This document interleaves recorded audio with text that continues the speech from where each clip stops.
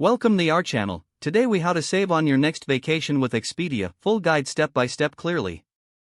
Visit the Expedia website or download the mobile app. Create an account or log into your existing one for personalized deals.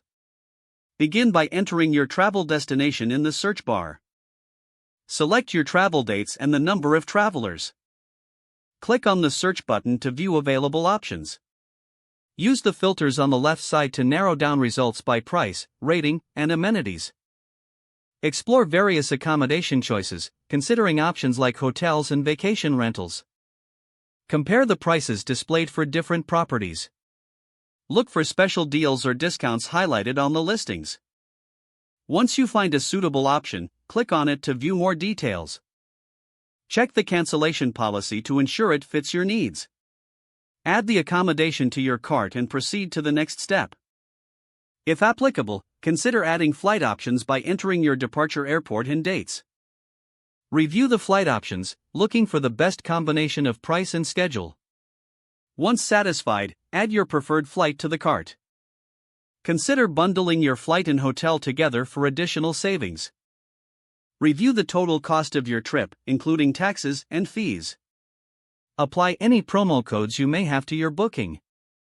Check the detailed breakdown before finalizing your purchase. Complete the payment process securely with your preferred method. After booking, receive confirmation via email with all your trip details. Download the Expedia app for mobile access to your itinerary during your trip. Remember to check for any last-minute deals or offers closer to your departure date. If the page does not load, refresh the browser or try again in a private or incognito window. Make sure you are using the correct email address, then retype it carefully to avoid small typos. If your password is not accepted, use the reset option and create a new strong password you can remember. Check your spam folder for verification or security emails, then complete any requested confirmation steps. Enable two-factor authentication if available to improve account security and reduce unauthorized access risk.